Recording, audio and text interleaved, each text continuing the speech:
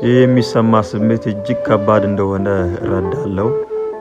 አንዳንድ ጊዜ የህይወት ማዕበል አቅጣጫ የሚያሳጣና ተስፋ የሚያስቆርጥ ሊመስል ይችላል። ነገር ግን አንተ ብቻ አይደለም።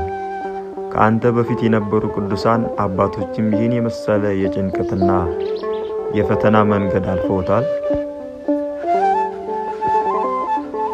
የቅዱስ እንጦንስ ትምህርት ትዕግስትና ትህትና በሚል ዛሬ አዘጋጅቼላችኋለሁ። እስከ መጨረሻው እንድትከታተሉኝ። የመነኮሳት አባት የሚባለው ቅዱስ እንጦንስ በአንድ ወቅት ልክ እንዳንተ ሕይወት ለምን እንዲህ ትከብዳለች? ለምንስ አንዳንዱ ገና በወጣትነቱ ይሞታል? ለምንስ ክፉዎች ይበለጽጋሉ? ብሎ ተጨንቆ ነበር። በዚያን ጊዜ ከሰማይ የመጣለት መልስ ይህ ነበር። እንጦንስ ሆይ ስለ ራስህ ተጠንቀቅ፣ ይህ የእግዚአብሔር ፍርድ ነውና አንተ ልታውቀው አትችልም የሚል መልስ ነበር። ይህ ማለት ግን አይመለከትም ማለት ሳይሆን እኛ ማየት የምንችለው የሕይወትን ጥቂት ክፍል ብቻ ሲሆን ፈጣሪ ግን ሙሉውን ስዕል ያያል ማለት ነው። አባቶች እንደሚሉት ጭንቀት ካለፈው ጸጸት ወይም ከሚመጣው ፍርሃት ይወለዳል ይላሉ። ዛሬ ግን በፈጣሪ እጅ ላይ ጥሎ ማደር የልብ እረፍት ነው። ልብን የሚያርስ ታሪክ ባሕታዊውና መርከበኛው።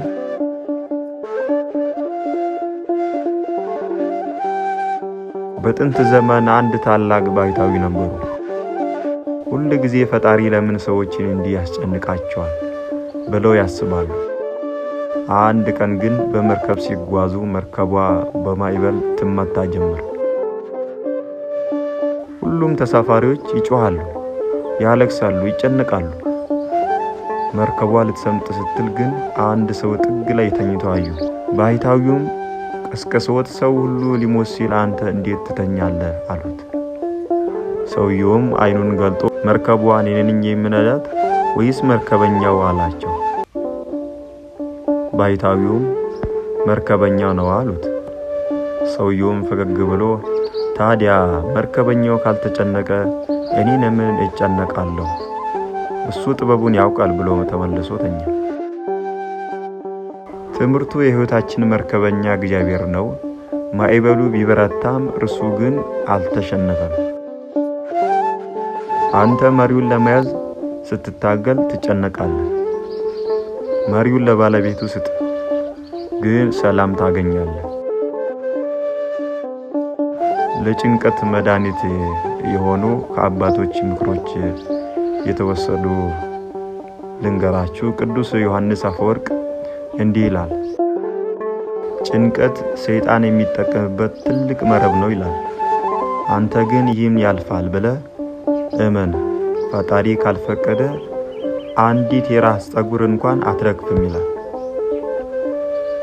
አባ ሙሴ ጸሊም ብቻህን ስትሆን አትጨነቅ፣ ከፈጣሪ ጋር እንደምትነጋገር አስብ።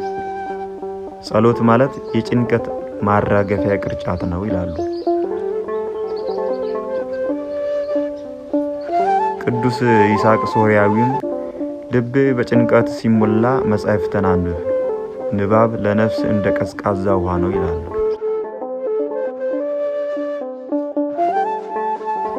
አሁን ምን ማድረግ ትችላለህ? ትንፋሽ ውሰድ። አሁን ያለበት ሁኔታ ዘላቂ አይደለም። ሕይወት እንደ ባህር ማዕበል ናት። ትወጣለች፣ ትወርዳለች። አሁን የወረደችበት ሰዓት ስለሆነ ትዕግስት ይኑር። ጸሎት አድርግ። ረጅም ጸሎት ባይሆንም እንኳን አምላኬ ሆይ አንተ እርዳኝ፣ አንተ መሪውን ያዝ ብለህ ንገረው። ራስን አታግል። ጭንቀት ሰውነት ጥሎ መብላት ይወዳል። ከሚያበረቱ ጓደኞቼ ወይም ከአባት ጋር ተነጋገር። የቅዱሳን አባቶች ጸሎትና በረከት ከሁላችን ጋር ይሁን።